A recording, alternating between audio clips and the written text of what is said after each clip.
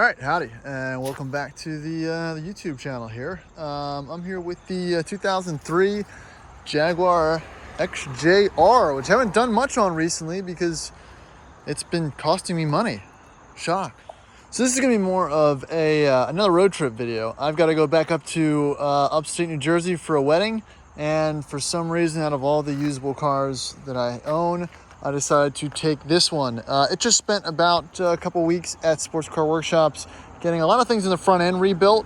Not stuff that I really needed, but after I put the new wheels and tires on, I wanted to make sure that I was going to be able to preserve that investment by investing more money into it. That doesn't make sense, but no, I got new lower ball joints, new tie rod ends, brake lines, and a few other things just to make it a little more smooth and bearable on the road, and to ensure that, at least from a performance standpoint, everything's bolted together, because again, this is not a slow car, and if you have a performance car, it should perform as such. So, it's obviously I still haven't got around to addressing any of the paint issues, but mechanically speaking, it's running great, it's driving great, and we're probably about to go put another 700-800 miles on it. So that is what I'm wanting to be documenting in this video. It's more of a living with a shitbox type of video. But I know before we get started, I'm going to just also run through, what's it like road tripping these old cars, and what do you bring with you and whatnot. So I'll jump into that next. Whew. So there's a couple ways to go about it. One of them is to bring everything. Throw the kitchen sink at it. Bring all your tools and fluids and whatnot. But, it's not really needed, because anything that really happens on the side of the road that you don't already have an idea that it may or may not happen is not something you're going to fix by yourself. So the things to keep yourself slightly more comfortable. Obviously, phone charger, water. I've got a Bluetooth tape deck for playing music and whatnot. That definitely helps out. Radar detector when you're out of Virginia, obviously. And probably some oil and a battery jumper. I try not to bring the whole box with me, but you can buy the smaller portable types. Radar detector, and this buddy right here, which actually works fairly decently for one or two use things. This car does not have a battery drain, but it's always good to cover yourself with stuff like that. So we're gonna get packed up, head up 95, and I'm just gonna document anything that happens or doesn't happen on this road trip. I haven't taken this anywhere long distance, so again, another inaugural run with a leaky old British turd. So I'm excited. Everyone's excited. Frank's excited. Oh man, great. So one of the first things you'll notice on the Jag is how absolutely atrociously terrible the rear trunk is for storage. It's super shallow. It doesn't go very deep, and since the gas tank's right here, you don't have much room. So if I have one weekend pack and the stuff I need to go to a wedding, Cindy can put her thing there, and that's it. So yeah, it's tiny. It's just also very low. In comparison to the BMW, how the raised trunk lid, again, it looks great, but as far as practicality is concerned, it doesn't really have any. So that's the first thing you'll notice. The next, really what I'm interested in, is the gas mileage.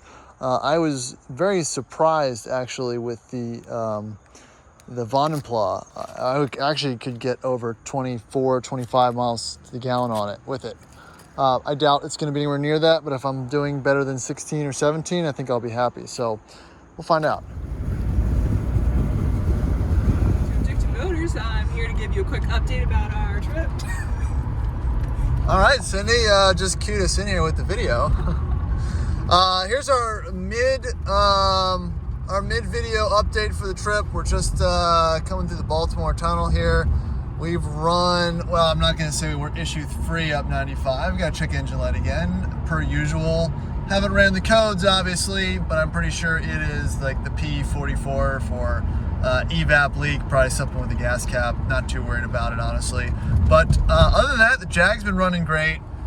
AC, alignment, all the work. even the vibrations, you know, from me having to unbend the wheels and whatnot, it is pretty much coming together. It's almost completely gone. I still have some rattles from the third brake light that I need to take care of and little things here and there, but it's running great. As you can see right there on the display, the car is calculating 20 miles per gallon, which I believe, actually. We'll find out once I go to fill it up, but that is pretty good. Again, I've been going 75, 80, not hot rodding it too much, to try to see what kind of miles per gallon I can get, and I'm just a little bit under half tank. We left with probably 15 miles on the tank at around 14 miles per gallon that it was calculating, so this is marginally better, and it took about 80 miles to get to where it is right now with 20.1. So again, nothing really to report, which is good. This is the main test for most of my cars and trucks, the Richmond to Philadelphia run. It's not somewhere you want to get stranded, so I try to get most of my vehicles up to meet that challenge, and this one's doing great. Frank's not so happy, but that's living life on 95. So we'll check back in as we make a little bit more progress, but nothing to report yet, which is good. Makes for a boring video, but if that's real-time Jag content. Smooth, easy, powerful. I'm enjoying it so far. All right, so morning after. Again, made it up here with really no issues except for a check engine light, which I'm going to check out right now. And also going to check the oil, make sure I'm not burning or leaking any oil. Again, this was not the greatest accomplishment for a car test, but I did bring it to the shop. I did just get really front-end components and stuff looked at. Didn't really do a full car shakedown, so I just had to go on my gut that it would be okay to make it. I'm up here for a wedding, so I didn't really want to break down. So when you take these older, potentially less reliable vehicles on trips like this, there's a little bit to risk, but it's not the end of the world. So pretty happy with the performance. I'm going to check the oil, check the check engine lights, and go fill it back up with gas. Check the gas mileage, because those are really the things that really interest me to figure out whether this is a viable road trip car. So off to the next one. So looks good. Let's clean it off and check it again. Round two, and stove got oil. I'll put a clip in of what the car looks like underneath, and believe it or not, it really didn't have any major obvious signs of leaking, which was pretty impressive, especially for an old Jag like this. I mean, you got a little valve cover seep, but nothing too crazy, which really kind of goes back to my initial gut feeling in this car that it was decently well maintained for what it was. So let's run the codes now.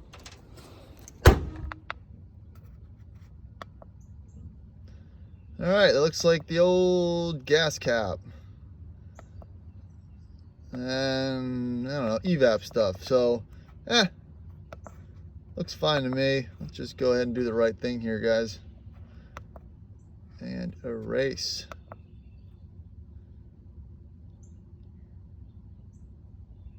Done. All right, that's how you fix a Jag. Now let's fill it back up.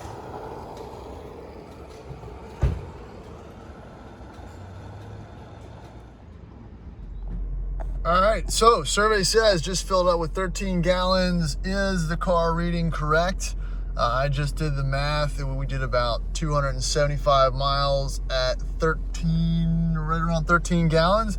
And the calculator says almost 21 miles to gallon. Now, that's primarily highway driving, but mixed in with about 10-15 miles of city before we made it on the trip. So that's pretty impressive for supercharged, 4-liter supercharged V8, cruising around 80 miles an hour on the highway with a couple people and stuff. So that's impressive. That really, to me, solidifies it as a viable, long distance cruiser. And I think that's almost better than manufacturer. So the VDP without the supercharger did an impressive, I think 25, 26 miles per gallon. And 4 miles per gallon less with a slightly bigger displacement, a little more power.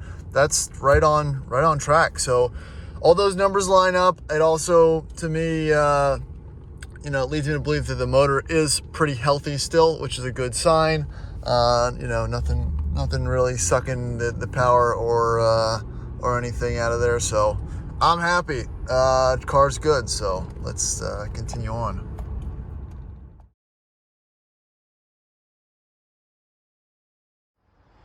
All right, we're gonna go ahead and put a bow on this video.